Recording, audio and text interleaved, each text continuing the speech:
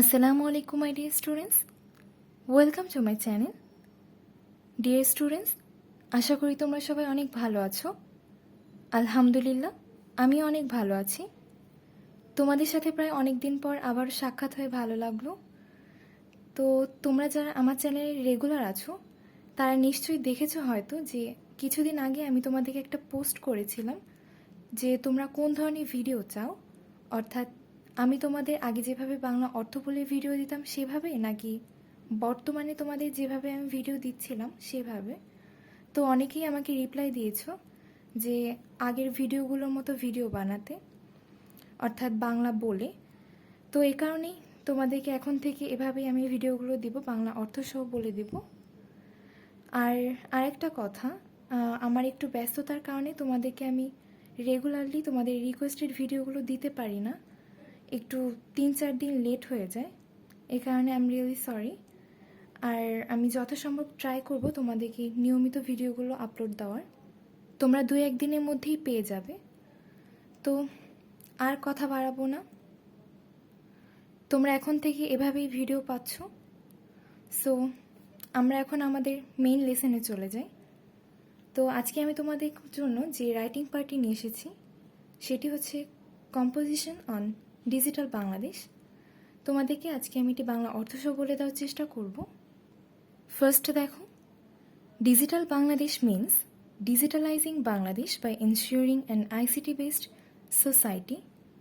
এর অর্থ হচ্ছে ডিজিটাল বাংলাদেশ মানে একটি আইসিটি ভিত্তিক সমাজ নিশ্চিত করে বাংলাদেশকে ডিজিটাল করা, where online information will be readily available and where all possible activities of the government and other non-government or semi-government organizations will be performed using computer and internet. অর্থাৎ হচ্ছে যেখানে অনলাইন তথ্য সহজেই পাওয়া যায় এবং যেখানে কম্পিউটার এবং ইন্টারনেট ব্যবহার করে সরকারি এবং অন্যান্য বেসরকারি বা আধা সরকারি সংস্থার সকল সম্ভাব্য কার্যক্রম পরিচালিত হয়। It was an election manifesto of Bangladesh Awami League, a leading political party of the country, to make Bangladesh into a digital country. বাংলাদেশকে একটি ডিজিটাল দেশে পরিণত করার জন্য এটি একটি প্রধান রাজনৈতিক দল বাংলাদেশ আওয়ামী লীগের নির্বাচনী ইশতেহার ছিল। মোরওভার, তাছাড়াও in the 9th national parliamentary election, তাছাড়া নবম জাতীয় সংসদ নির্বাচনে Awami League declared vision 2021 with the aim to turn Bangladesh into a digital country by the next decade. Awami League আগামী দশকের মধ্যে বাংলাদেশকে ডিজিটাল দেশে পরিণত করার লক্ষ্যে 2021 সালের রূপকল্প ঘোষণা করেন। Bangladesh is an independent country. Bangladesh একটি স্বাধীন দেশ। It achieved its freedom more than 42 years ago. অর্থাৎ হচ্ছে এটি 42 বছর আগে তার স্বাধীনতা অর্জন করেছিল। But still, it is burdened with many problems like poverty, corruption, food deficit, overpopulation, unemployment, natural calamities, power crisis etc. কিন্তু তারপরেও এটি দারিদ্র্য, দুর্নীতি, খাদ্যের ঘাটতি, অধিক জনসংখ্যা, বেকারত্ব, প্রাকৃতিক দুর্যোগ, বিদ্যুৎ সংকট ইত্যাদি অনেক সমস্যায় ভারাক্রান্ত। এরপর দেখো, this problems and obstacles stand in the way of developing a digital society. এই সমস্যা এবং বাধাগুলো ডিজিটাল সমাজ গঠনের পথে বাধা হয়ে দাঁড়িয়েছে। So we have to work hard to remove all this problems and obstacles to establish technology-based e-governance, e-education, e-commerce, e-production, e-agriculture, etc.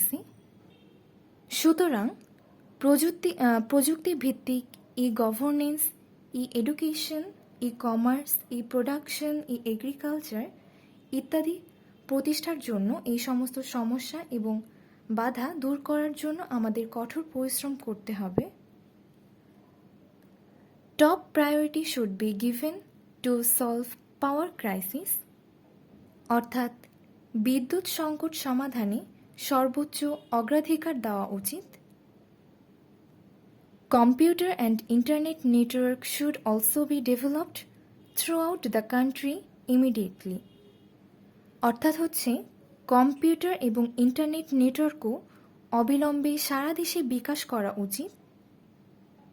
এরপর দেখো, the benefits of digital Bangladesh are many.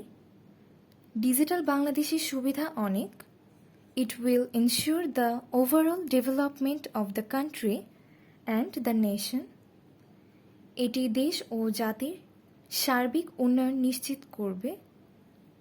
All types of corruption and crimes will be strongly checked. সব ধরনের দুর্নীতি ও অপরাধ কঠোরভাবে check করা হবে।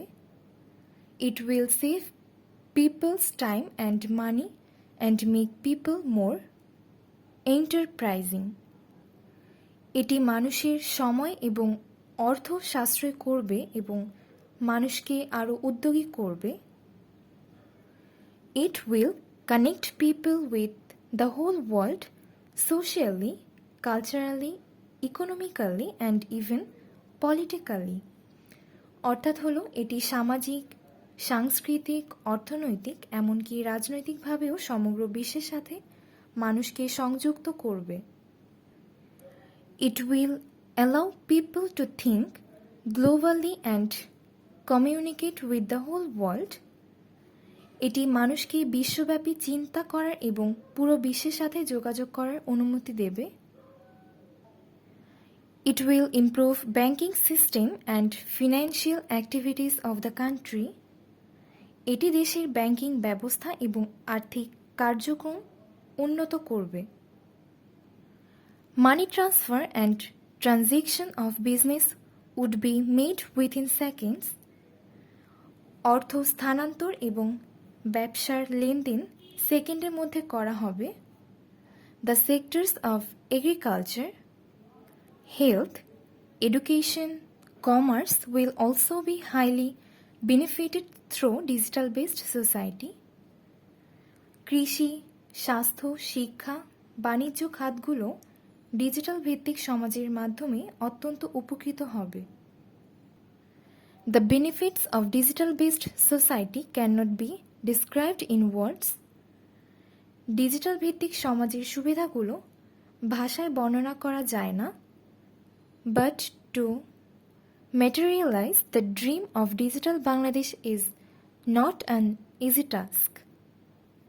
কিন্তু ডিজিটাল বাংলাদেশের স্বপ্ন বাস্তবায়ন করা সহজ কাজ নয়। The journey towards a digital Bangladesh needs necessarily the involvement of the innovative younger generation. Digital বাংলাদেশের দিকে যাত্রার জন্য অপরিহার্য তরুণ প্রজন্মের সম্পৃক্ততা প্রয়োজন।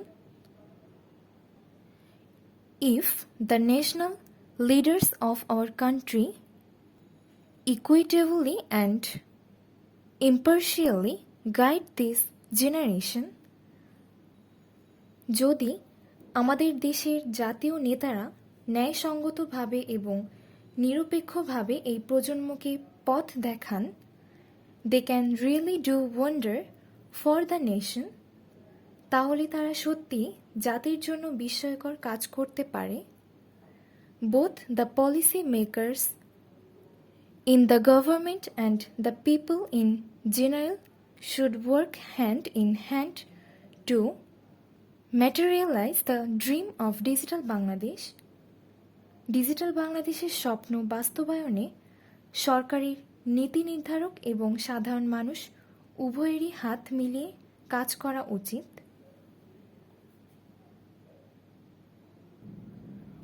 এটাই ছিল কম্পোজিশন অন ডিজিটাল বাংলাদেশ।